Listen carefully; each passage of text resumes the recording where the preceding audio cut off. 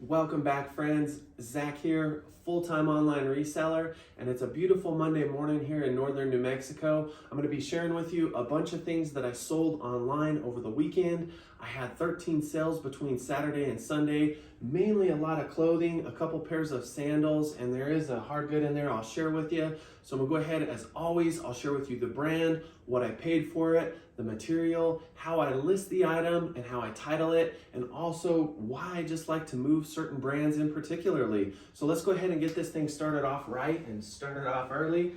This first item I sold is a pair of men's Wrangler 20X jeans. These jeans do very well for me. I believe they're on the upper end of the Wrangler line, or upper end premium line, I should say, for their jeans. And so I do very good with them. These were ideal because they had the longer inseam and the narrower waist. They were a darker wash or a medium to dark wash, and they were just in good condition. I paid $5 for these just a few weeks back, and they sold for $25 plus $9 shipping. With Wrangler jeans or any Western wear jeans, I try to use keywords like rodeo, cowboy, farm, ranch, bull rider, and those type of description words that I put in the description box will just get more attention. I keep coming back to this simple thing, and that's use more keywords. I know when I first started reselling, first started on eBay, I wasn't real good about my title, the order of my title, or what extra words I put in the description box, and I'm doing that a lot more now. I'm also being better about using style codes, looking up the name of an item, and that too will also help get you more sales. So next item here is also a killer sale. Super glad to see this go out. This is just a Coach women's crossbody purse. I gave $5 for this 2 weekends back from some really sweet ladies who made me a deal on some other items. This guy here, nothing real special, but it is in very clean condition. And Coach is just hot. Women want those Coach products and they don't want to pay a premium. So that's where I come in. And this guy here sold for $52 plus $6.50 shipping. So happy to see it move.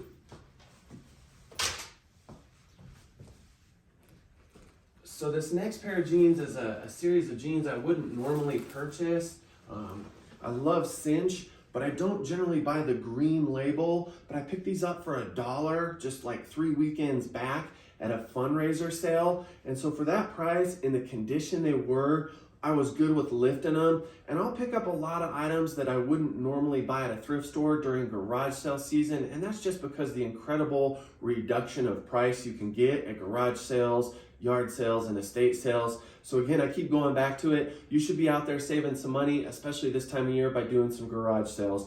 Nonetheless, these guys sold for $19 plus shipping, and they were in a perfect size range. They were 34 by 34. They were very clean. So again, I'll use a lot of those Western words in the title and description box just to shine a bigger light on it. Hopefully get it a little bit more clicks, a little bit more impression, and get it a little more movement out my store. So another bread and butter jean brand. These are BKE or Buckle Aiden jeans.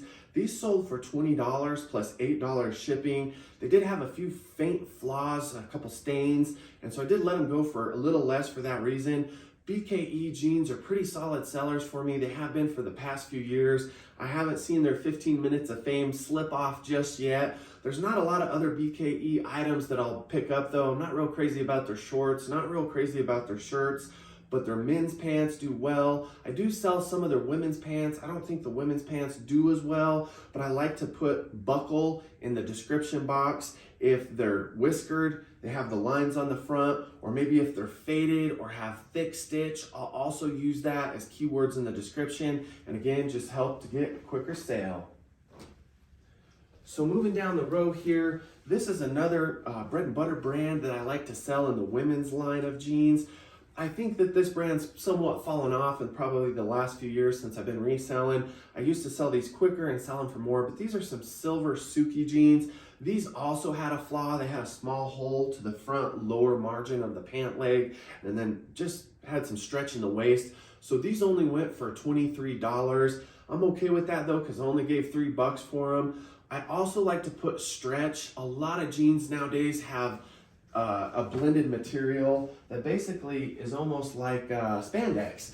and that material, I think it's like a Lycra or something like that, will only add to the impression rate or add to the sale. It'll help to get more looks. People nowadays want stretchy, flexible denim jeans. I know that they're probably not as thick, not as warm, or not as durable, but that's just the nature of a lot of men's and women's clothing nowadays. So if you can add different things to your title or to your description that describes the nature, the quality, the material of what you're selling, that's just gonna help you.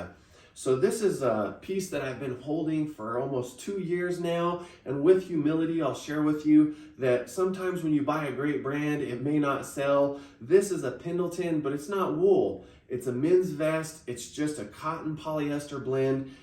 I picked this up when I didn't know as much about clothing. I didn't use any keywords on it, and I've slowly had to notch the price down. This is a really nice vest, but despite it being Pendleton, it's not wool. It doesn't have that upgraded material that Pendleton's known for. And then the other side of it is it's just kind of plain. And while it is earth tone and it's not a bad size, it's really not what Pendleton's known for. When we think of Pendleton, we think of their wool blankets, we think of that Aztec Southwestern pattern, and this guy just doesn't have any of those things going for it. So just make sure that you're always looking up items. A really great brand may not always sell. There's different items that may not be a great brand out there that could sell. It just depends on the size, the color, and the materials. So be thinking a little bit deeper sometimes, and don't always jump on a great item just because it has a great brand name. All right, so this guy here, I just lifted a couple weekends back, and I'm sorry you don't get to see it, but this is a Youth Jordan tracksuit. It's got the jacket, it's got the lightweight pants, joggers, whatever you want to call it. Some people will call this a warm-up suit. I only gave a few dollars for this at a church fundraiser sale, and it sold for $24 plus shipping. I have not had this listed for long. I'm not sure how it got in the clear plastic storage sealer envelope, but I am trying to make a movement towards putting more of my soft goods that are smaller in envelopes like this, just for storage purposes. I operate out of my house. I have over 800 items in a bedroom alone, and because of that, I have to move items quick, but because I am getting maxed out on my space, I'm having to condense my packaging down, and I'm doing that more up front like a lot of the bigger resellers do that have warehouses. I understand it now, and as you scale your business, you'll start to understand the need for more space too, especially if you're having success. So this is another item that I've held for a couple years, and this is one I'll share with you, a little humility, maybe a little bit of my inexperience in my early days selling clothes. Now these are Rob men's hiking pants, and I've sold this brand before, women's jackets, women's hiking pants, and I've never sold any of the men's hiking pants, but I picked these up a couple summers back up in Colorado for only a few bucks, so my investment into them is not much, but I couldn't figure out why they didn't sell. And I kind of figured it out just recently when they did sell. I had the shipping way too high for a pair of hiking pants. I had these priced at what I would have a pair of denim pants listed for shipping. And the other trade-off with these guys here is that they were very wide in the waist. I have a hard time selling wide-waisted pants, especially hiking pants. And so just be careful. I feel like the sweet spot for hiking pants is medium to large or low to mid 30s. And these guys here were 38s, and that's probably a big reason why they didn't sell. But also try to remember to be competitive with your shipping costs. I do a lot of flat rate shipping, and again, it's taken me a couple years to figure out what I need to charge and how I need to charge to be competitive. But regardless, it's still profit, and I love selling outdoor adventure apparel. So I'm gonna try to speed this up and wind it down. I sell lots of Birkenstocks. I recently bought a lot of 18 Birkenstocks just this past weekend because I love to sell used Birkenstocks. I picked these up just for $2 or $3 last weekend, I think it was. I did have to clean them. They didn't get completely clean. They have some signs of wear. They have some stains on the leather and as well on the footbeds, and the cork edges to these shoes have some wear, but they still sold for $24. Generally with beat up sandals and beat up tennis shoes, I do free shipping. And for some reason I did free shipping on these, probably because of the condition. But generally with Birkenstocks, I'll tack on a little bit of shipping just because they're highly sought after and because Birkenstocks are super expensive with retail costs, especially for a sandal.